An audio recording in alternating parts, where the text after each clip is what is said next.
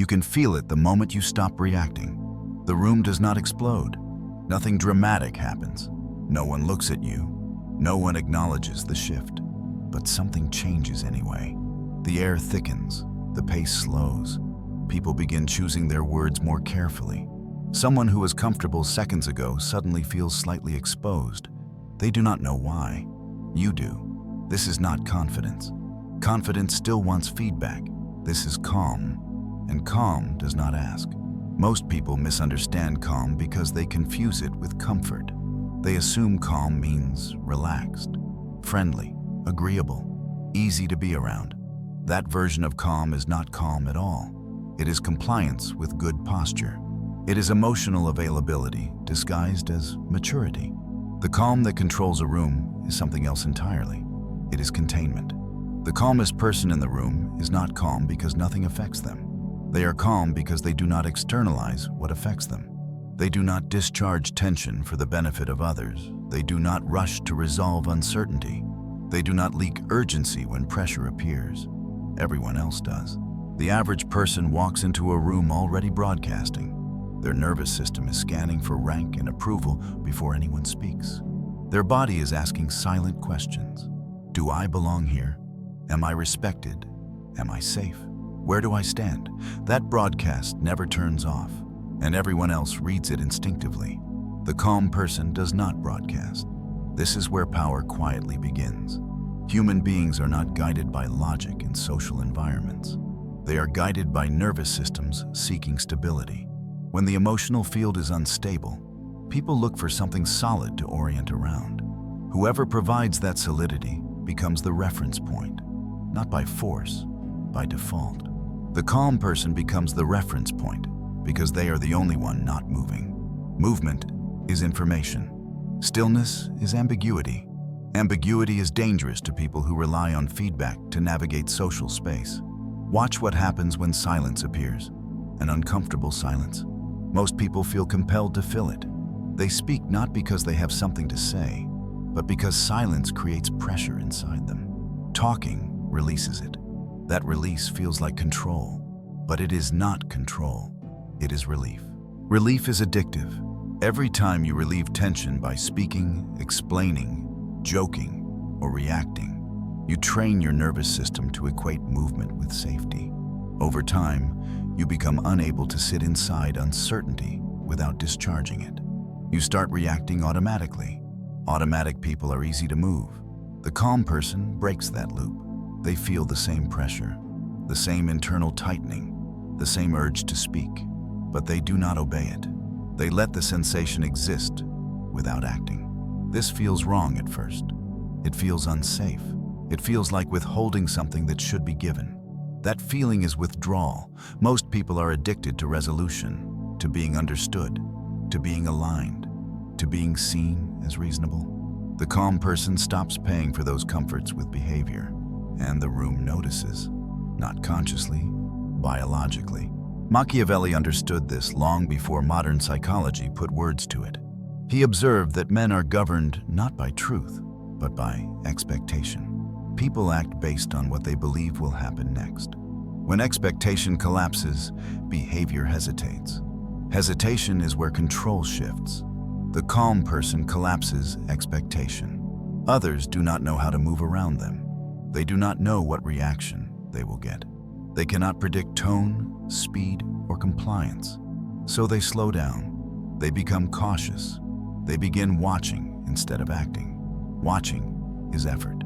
Acting is habit. When others are forced to watch, you have already won the position. This is not intimidation. It is asymmetry. The loud person gives the room everything it needs to manage them. Their emotions reveal priorities. Their urgency reveals pressure points. Their reactions reveal thresholds. The calm person gives nothing away, and because nothing is given, nothing can be used. This is why calm often feels heavier than aggression. Aggression is loud, but transparent. Calm is silent, but dense. Most people try to imitate this by changing surface behavior. They lower their voice. They slow their movements. They adopt neutral facial expressions. It fails immediately. Performed calm is visible. It carries tension underneath. Others feel it and test it. Real calm is not a behavior. It is a position. The position comes from not needing a specific outcome from the interaction. As long as you need agreement, approval, validation, or reassurance, you are not calm. You may appear composed, but internally, you are negotiating. You are waiting for relief. Your nervous system is still dependent on the room. The calmest person controls the room because they are willing to let the outcome go. That does not mean they do not care. It means they are not emotionally invested in managing how others feel in the moment. They are not trying to stabilize the environment. They are not performing social labor. They are letting the environment reveal itself. This is deeply unsettling to people who rely on emotional feedback to orient themselves. When they do not get reassurance, they push. They speak more. They escalate. They test boundaries. Each move reveals intent. Calm collects information without asking. This is the first shift. Now look at how emotion operates socially. Emotion is not just feeling. It is currency. Urgency forces speed. Disappointment forces compliance. Anger forces retreat. Enthusiasm forces agreement.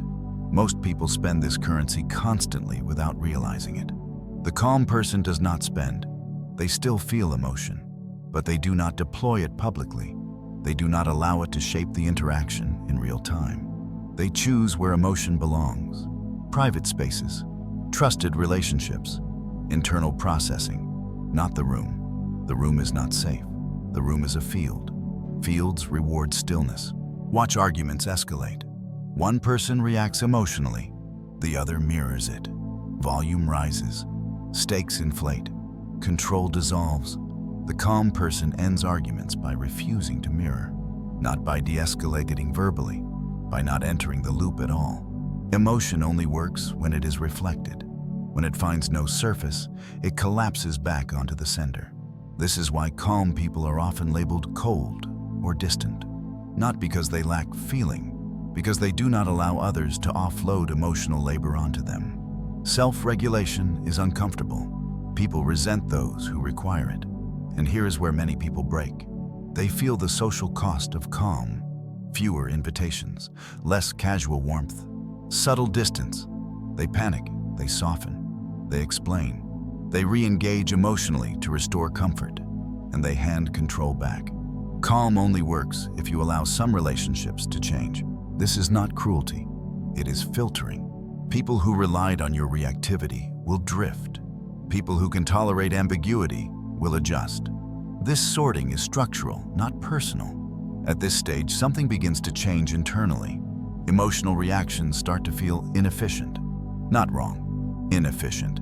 You notice how much information they give away, how they reveal timing, priorities, pressure points. You still feel emotion. You just stop using it as a signal. This creates stillness, not peace. Stillness. The background noise quiets. The mental chatter slows. You stop rehearsing explanations. You stop anticipating reactions. You begin to move slower psychologically. Slowness is not hesitation, it is choice. Choice is what most people lack. Once calm becomes consistent, the environment begins to reorganize itself around it. Not because you demanded authority, because authority is always granted to whatever cannot be moved easily. People do not consciously decide to defer. Their nervous systems do it for them. This is where calm stops being an internal state and starts becoming a social force.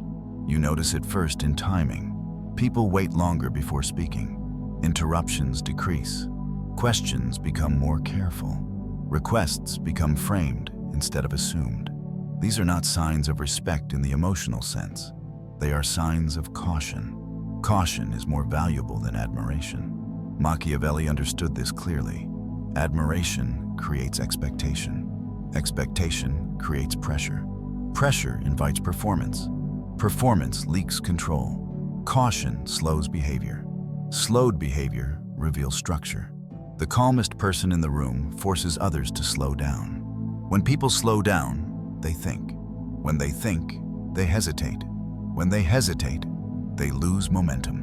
Momentum is what most manipulation relies on. Urgency, speed, emotional escalation. None of it works when the other side refuses to accelerate. This is why calm is especially destabilizing in conflict. In conflict, most people rush to defend. Defense is reactive. It concedes the frame. The moment you defend, you accept that the accusation deserves response. You step inside the other person's narrative. Even if your defense is strong, you have already lost position. The calm person does not defend immediately. They allow the accusation to exist without resistance. They may ask a single clarifying question, or none at all. Silence does the work. The accuser, uncomfortable with the lack of reaction, continues speaking. They add details. They justify. They escalate. In doing so, they expose the emotional driver behind the accusation. This is not strategy. It is physics. Emotion seeks release. When it does not find it externally, it intensifies internally until it spills. The calm person does not interrupt this process. They watch. This is why people often say too much around calm individuals. They feel an invisible pressure to fill space. Each word they add reduces their leverage. Each explanation narrows their position. Calm expands yours without effort. In negotiations, this effect becomes even clearer. Most people treat negotiation as verbal combat. They push points. They argue logic. They sell. They persuade. The calm person does none of this. They delay. Delay is not stalling. Delay is refusing to accept urgency as authority. Urgency is almost always artificial. It is introduced to force commitment before clarity arrives. When you do not respond to urgency, the other side is forced to reveal constraints, deadlines, dependencies, weaknesses. Silence is an interrogation that does not ask questions. Machiavelli advised rulers to be patient with opportunity, but ruthless with advantage. Calm allows patience without appearing weak. Others cannot tell whether you are considering or dismissing. That uncertainty keeps them exposed. In meetings, the calm person rarely speaks first. Speaking first feels proactive, but it is costly. The first speaker sets a position before the field is visible. They commit before they have information. The calm person listens. Others rush to contribute. Ideas spill out. Alignments form. Disagreements surface. The structure reveals itself. When the calm person finally speaks, their words carry disproportionate weight because they are not competing for airtime. They are responding to reality, not shaping it prematurely. This is why calm people often seem more intelligent, even when they are not saying anything complex. Intelligence is often just timing. Now notice how hierarchy forms around this. Hierarchy is not created by titles, it is created by who adapts to whom. When people adjust their behavior in anticipation of your response, hierarchy is already in place. They do not raise their voice around you. They phrase requests carefully. They avoid casual disrespect, not because you demanded it, because unpredictability creates perceived risk. Risk changes behavior faster than rules. This is why calm individuals are often described as intimidating, not because they threaten, but because others cannot read their thresholds. They do not know where the line is. Lines that are visible get tested. Lines that are invisible get respected. The calm person does not need to enforce boundaries loudly. Their presence enforces them passively. But there is a deeper layer here that most people miss. Calm does not just change how others behave. It changes how you perceive power. You stop seeing interactions as contests. You stop trying to win moments. You stop chasing dominance displays. Those things now feel crude, obvious, inefficient. You begin to see power as structural rather than emotional. Structure outlasts emotion. Emotion burns hot but fades quickly. Structure endures quietly. This is why calm individuals rarely escalate. Escalation is expensive. It reveals stakes. It exposes priorities. It commits energy. The calm person waits until escalation is unnecessary. They allow others to exhaust themselves first. And something else happens internally at this stage. You begin to notice how often people try to transfer their internal state onto you. Anxiety, frustration, excitement, anger. They want you to hold it with them, to react, to validate, to mirror. When you do not, they feel alone with it. That loneliness is uncomfortable. Most people offload emotions constantly without realizing it. They complain to relieve stress. They vent to reduce pressure. They provoke to feel powerful. The calm person refuses to be a container for unprocessed emotion. This is why calm often feels like distance. Distance is not disengagement. It is boundary clarity. Boundaries enforced emotionally require constant maintenance.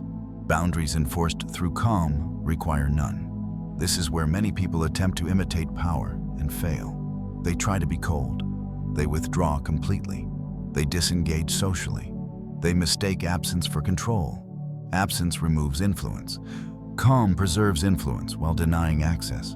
You are present. You listen. You respond. But you do not absorb. You do not escalate. You do not stabilize. Presence without emotional labor is rare. And because it is rare, it attracts attention. People begin to seek your reaction. They want your approval. They want your alignment. They want to know where you stand. You do not rush to give it. Approval given too easily loses value. Machiavelli warned that generosity without control leads to contempt. The same applies emotionally. When your reactions are freely available, they are taken for granted. When they are restrained, they become meaningful. Now understand the risk. Calm will cost you immediate warmth. It will reduce casual bonding. It will create space where there used to be ease. Some people will interpret this as rejection, others as arrogance. Some will test harder, some will withdraw entirely. You cannot manage this without losing calm. If you attempt to correct perception, you explain. Explanation is reaction. Reaction gives information. Information restores leverage to others. So you let perception form. Those who can tolerate ambiguity stay. Those who cannot leave. This is not isolation. It is selection. At this point, something subtle but permanent changes. Emotional reactions begin to feel outdated. You still experience them, but acting on them publicly feels inefficient. Like using a blunt tool when a precise one exists. You begin choosing response over reaction. Reaction is immediate. Response is delayed. Delay creates distance. Distance creates clarity. Clarity is the foundation of control. By now, the room has learned something about you. Pressure does not move you. Urgency does not rush you. Emotion does not provoke you. Silence does not scare you. You are not dominant. You are stable. Stability is what everything else adjusts around. At a certain point, calm stops being something you do and becomes something you are inside, not as an identity, as a baseline. The nervous system no longer spikes at uncertainty. Silence no longer feels like danger. Being misunderstood no longer triggers urgency. The reflex dissolves. This is when control stops feeling active. You are no longer managing interactions. You are no longer monitoring reactions. You are no longer scanning for shifts in mood or approval. The internal radar that once tracked every microsignal goes quiet, not because you shut it off, because it is no longer needed. Most people live in constant adjustment. They adjust tone, they adjust posture, they adjust opinion, they adjust energy. They are always responding to the room. That responsiveness feels adaptive. In reality, it keeps them subordinate to whatever stimulus is loudest. The calm person stops adjusting. This does not make them rigid. It makes them anchored. Anchored people do not need to assert boundaries. Their presence defines them. Others sense where the edge is without it being marked. They step carefully, not because they were warned, but because they feel uncertainty about consequence. Machiavelli understood that the most powerful deterrent is not punishment, but ambiguity around it. When consequence is visible, it is tested. When consequence is unclear, it is avoided. Calm creates unclear consequence. By now, people around you have learned something fundamental. Emotional pressure does not work. Urgency does not compress you. Provocation does not extract reaction. Silence does not weaken you. This learning happens below language. It is not discussed. It is felt. You notice it when someone stops trying, stops pushing, stops testing. not out of fear, out of fatigue. Their tactics no longer produce return. Power consolidates through exhaustion. When others stop attempting to move you, you inherit the center by default. This is where most people expect something dramatic to happen. A declaration, a confrontation, a visible shift in hierarchy. None of that occurs. Instead, interactions become cleaner. Requests are clearer. Conversations are shorter. Conflicts dissolve before forming. People either engage directly or not at all. The noise disappears. Noise was never connection. Noise was negotiation. Now something deeper changes inside you. You stop taking things personally because you see behavior structurally. You recognize pressure not as hostility, but as habit. You recognize manipulation not as malice, but as reflex. You recognize disrespect not as insult, but as calibration. When you stop personalizing behavior, emotion loses its grip. You are no longer offended easily, not because you are tolerant, because offense requires identification. It requires ego to hook into stimulus. Calm weakens that hook.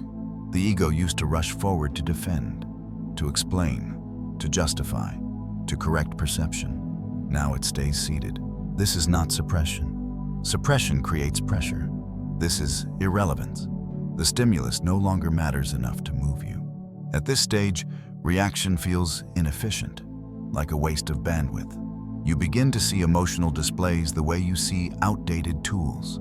Effective once, no longer necessary. You still understand them. You just do not reach for them. This is where detachment settles in. Not numbness, detachment. Detachment is the ability to observe without being pulled, to feel without acting, to know without announcing. It is not absence of care. It is absence of compulsion. Compulsion was the real weakness. Most people are compelled to react, compelled to respond, compelled to explain, compelled to resolve. That compulsion is what makes them predictable. Predictable people are easy to manage. You are no longer predictable, not because you are erratic, because you are not externally driven. Your timing changes. You respond when you choose. You speak when it adds value. You stay silent when silence preserves position. You do not rush to fill space. You do not rush to clarify. You do not rush to repair. Repair is often a form of submission. You let things remain unresolved longer than others are comfortable with, not to dominate. Because resolution without clarity is weakness. Clarity arrives on its own when the pressure is allowed to sit. Now look at the room again. The loudest voices no longer feel powerful. They feel exposed. The most emotional people no longer feel influential. They feel transparent. The ones who rush to stabilize every situation now look nervous. You do not judge them. You simply see them. And because you see them, they cannot use the same tactics on you. This is the quiet advantage. You stop confusing intensity with authority. Intensity burns fast. Authority endures. You stop confusing certainty with truth. Certainty is often performance. Truth does not need to announce itself. You also stop trying to be understood by everyone. Understanding is overrated in power dynamics. Being understood gives others a map. Maps are used to navigate you. You allow misunderstanding when it costs less than explanation. This is one of the final shifts. Most people rush to correct how they are perceived. They fear misinterpretation. They fear being seen incorrectly. They fear losing narrative control. But narrative control is an illusion. The more you try to control narrative, the more energy you spend reacting to it. The calm person lets narratives form and decay on their own. They do not chase reputation. They do not defend image. They do not manage impressions. Impressions manage themselves when behavior is consistent and restrained. By now, calm no longer feels like effort. It feels like default. The body no longer spikes at silence. The urge to speak does not arise as often. When it does, it passes quickly. You have trained your nervous system to tolerate uncertainty. That tolerance is rare. It makes you difficult to manipulate, difficult to rush, difficult to provoke, difficult to extract from. Difficult does not mean hostile. It means costly. People choose their behavior based on cost. When interacting with you requires precision, most people simplify or disengage. Those who remain engage cleanly. Clean engagement is respect, not admiration, not fear. Respect. Respect grows in environments where boundaries are invisible but firm. This is why the calmest person controls the room even when they say very little. Their control is not in words. It is in the structure they bring. The structure where reactions are not automatic, where urgency does not dominate, where emotion is contained. The room adapts to that structure. Now the final truth settles. Control was never about dominance. Dominance invites resistance. Control is about making resistance inefficient. You did not silence the room. You made noise unproductive. You did not overpower anyone. You removed the incentive to try.